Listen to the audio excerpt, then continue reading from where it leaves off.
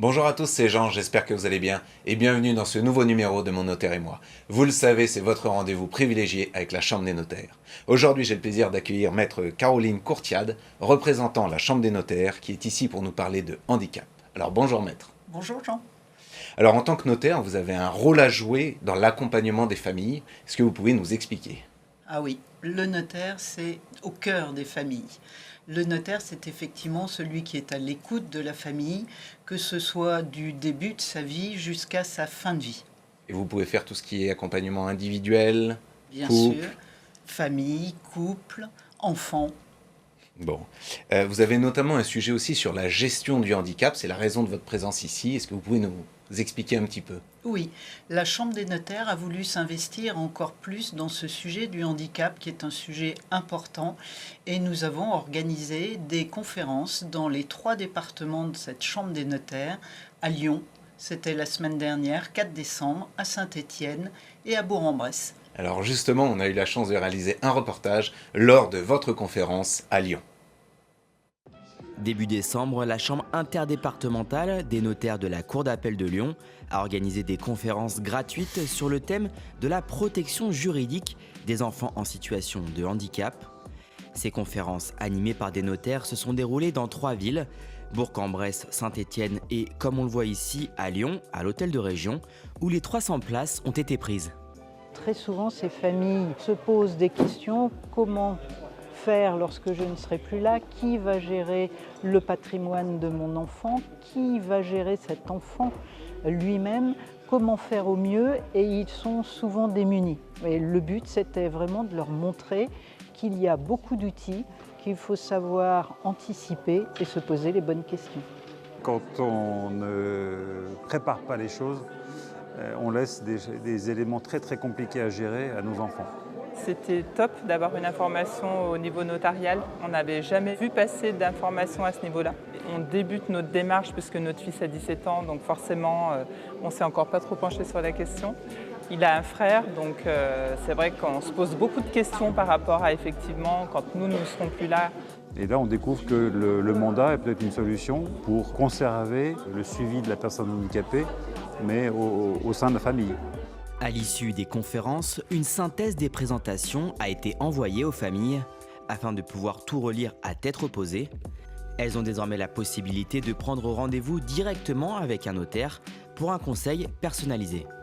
Il y aura un bilan qui sera fait de la famille, un bilan qui sera fait du patrimoine et en fonction de chaque situation, on va déterminer les meilleures solutions, mais les meilleures solutions, elles sont aussi à la décision des personnes parce que chaque personne est différente et n'aura pas forcément les mêmes souhaits, les mêmes priorités.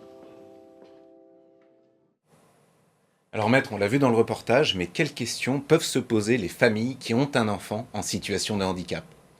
Alors très souvent, elles ont déjà la gestion de l'enfant au quotidien, mais le notaire surtout va les accompagner quand elles se posent des questions sur comment transmettre mon patrimoine, comment faire au mieux pour aider mon enfant et qui va s'occuper de mon enfant quand moi je ne pourrai plus le faire.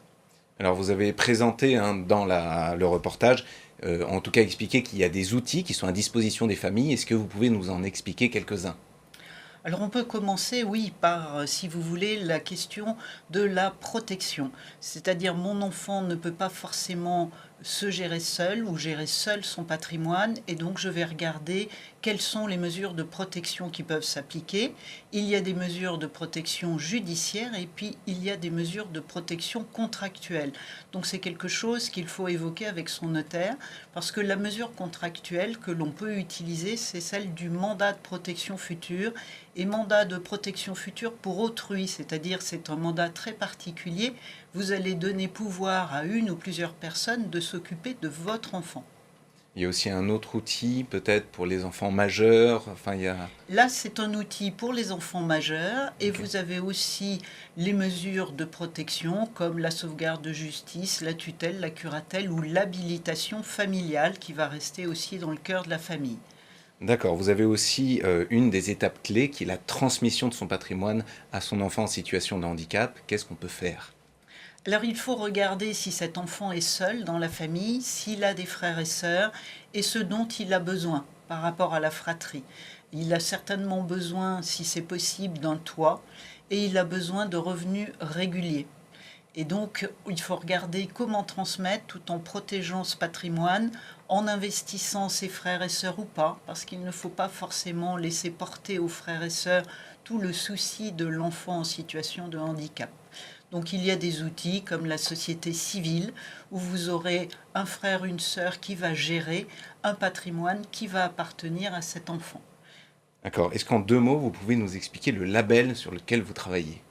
Alors le label, là, c'est national. C'est créé par le Conseil supérieur du notariat et une équipe de notaires qui va se trouver dans toutes les régions de France. Et le but de ces notaires, c'est vraiment de se spécialiser sur le handicap et de pouvoir apporter un conseil encore plus précis et précieux aux familles. Eh bien, merci beaucoup, Maître, pour cette présentation. Merci à vous d'avoir suivi cette émission. Et n'oubliez pas, on se retrouve dans un mois pour un nouveau numéro de Mon Notaire et moi. Et d'ici là, restez connectés sur BFM Lyon.